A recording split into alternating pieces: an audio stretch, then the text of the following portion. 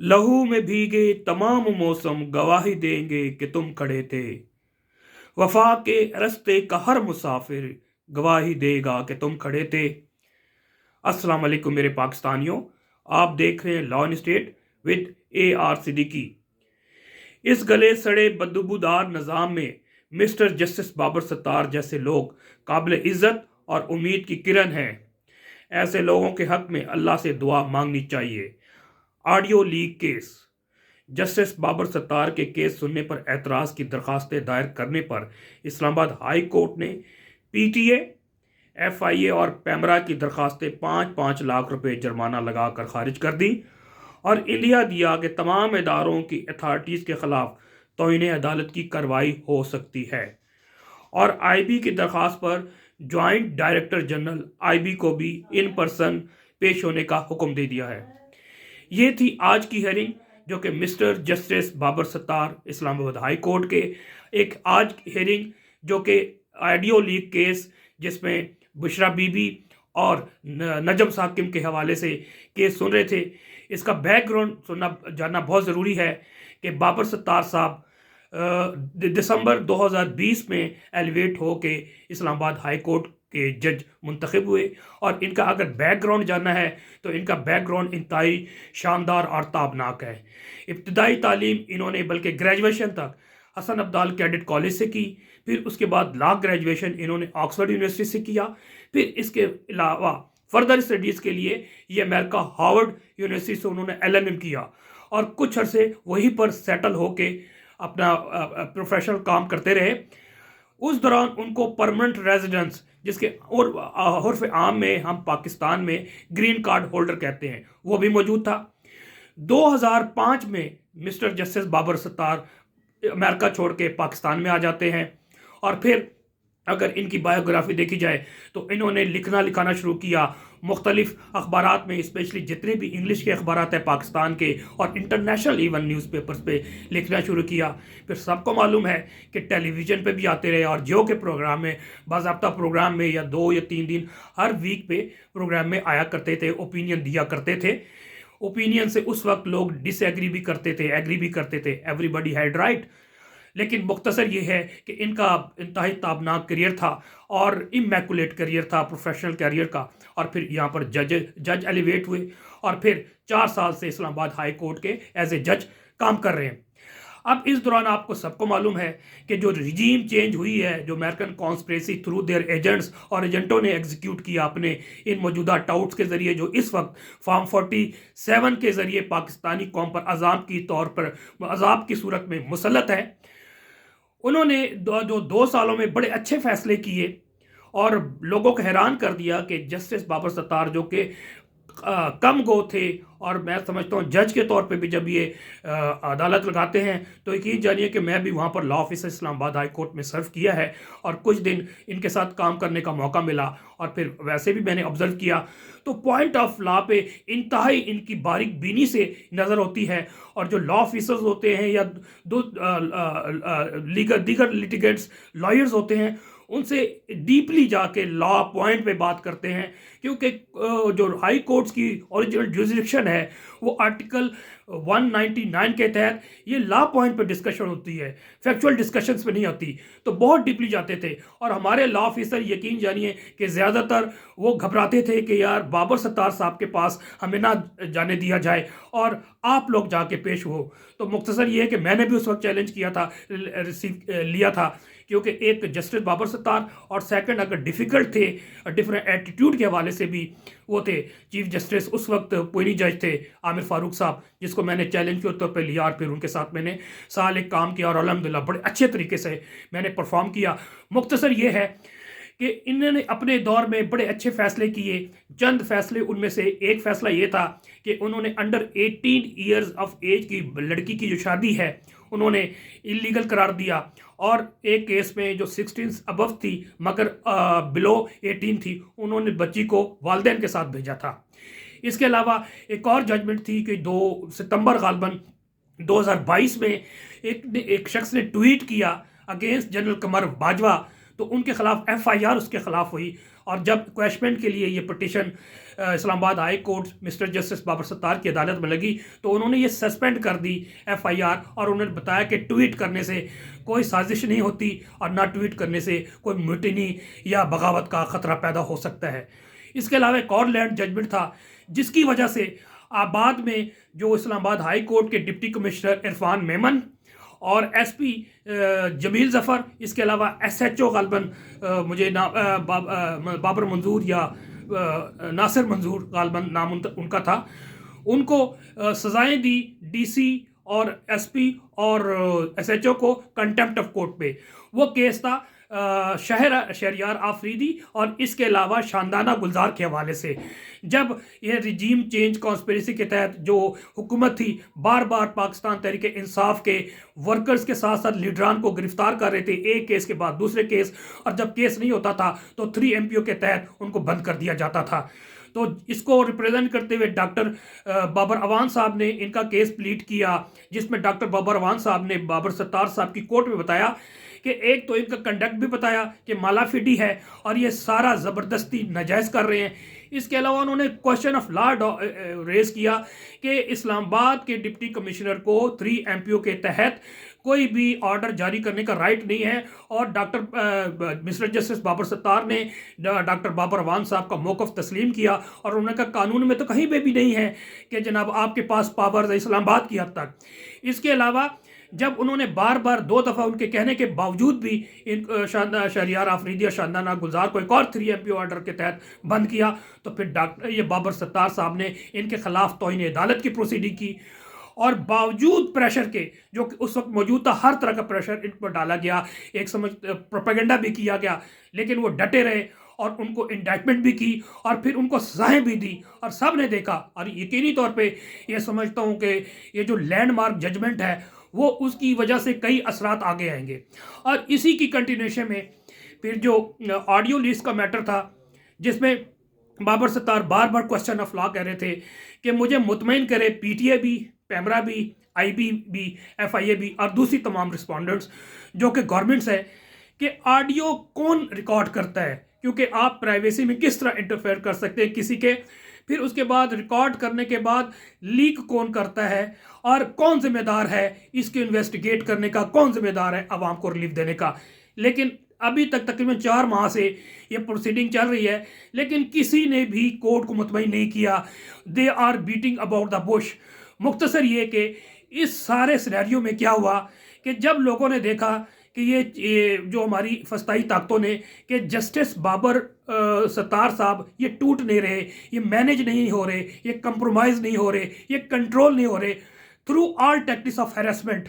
एक और भी मैं अर्ज करता चलूँ कि ये 6 जजेस में इनका नाम शामिल है इस्लामाबाद हाई कोर्ट के, जिन्होंने एक लेटर लिखा सुप्रीम कोर्ट ऑफ पाकिस्तान को, जिसमें ISI के खुफिया एजेंसीज खासकर ISI का कैटेगोरिकली जिक्र किया और वो अल्ज़ामात भी कैटेगोरिकली लगाया कि ये कर रहे हैं, और अदलिया के कामों में इंटरफेरेंस क्या कर रहे हैं वो भी लगाया।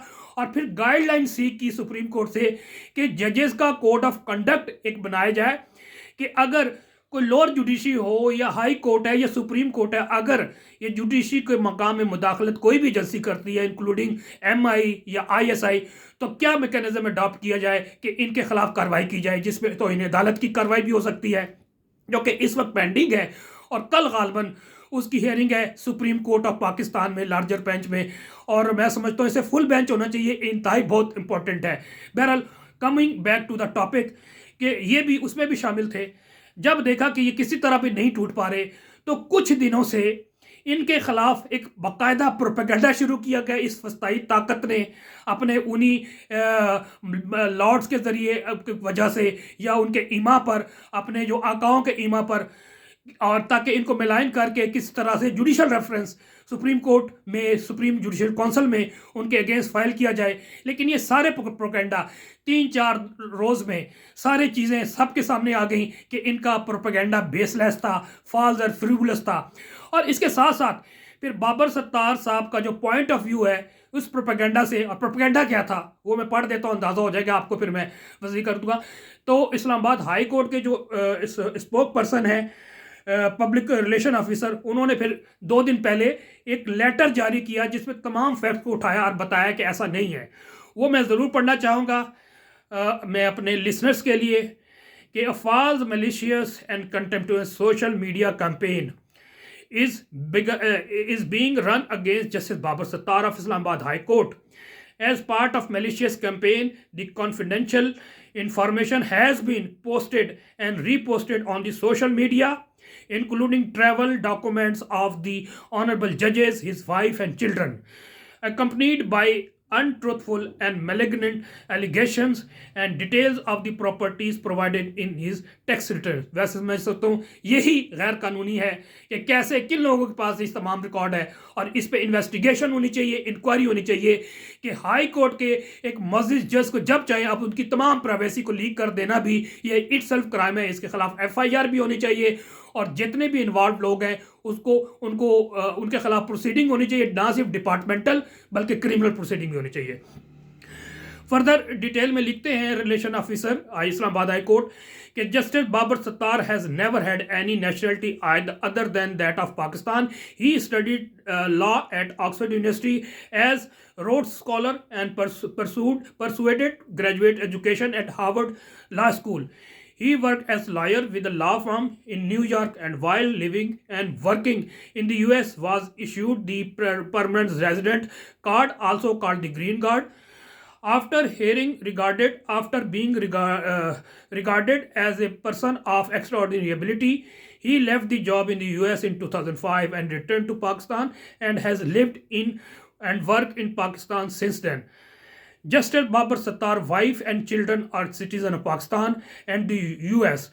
They were living in the US till 2021 but returned to Pakistan after Justice Babar Sattar was appointed as judge of Islamabad High Court, now living in Islamabad.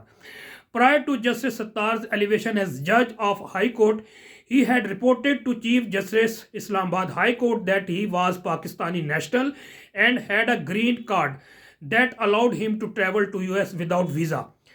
Justice Babar Sattar's mother is an educationist who established a school in Rawalpindi in 1992 as a sole proprietor. Justice Babar Sattar has no ownership interest in it and not involved with its management. Before being appointed as a judge, his law firm acted as legal advisor to the school and received retainer fee for its legal services. Justice Babar Sattar owns real estate assets in Pakistan and US, which are listed in his tax returns and were scrutinized by Judicial Commission of Pakistan prior to his elevation as judge. All real estate assets that he owns are either inherited or were acquired while he was a lawyer. He has acquired no legal real estate since his appointment as judge. He is not involved with the management of any business entity. As a judge, he has not presided over any case in which any of his family members has any interest.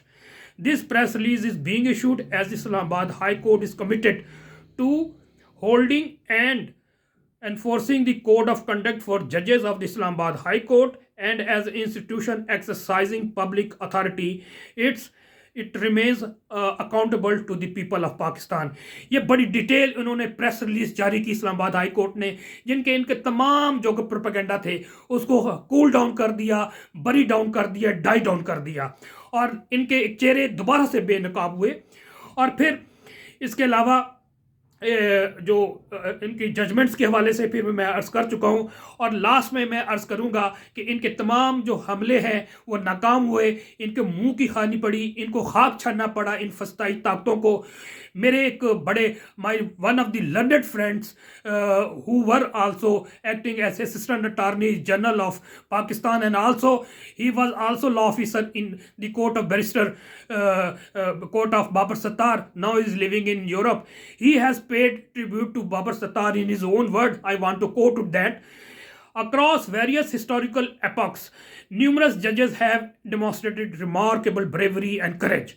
For instance, judges pivotal in landmark civil rights cases in United States, like Brown v. Board of Education, displayed immense courage in confronting deeply rooted system of discrimination.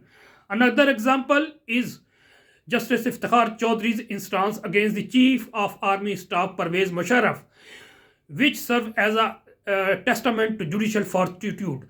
I hold Mr. Justice Babar in high esteem as one of the most courageous, honest, and principled courageous judges possessing the capacity to dispense justice impartially, even in the face of power adversaries.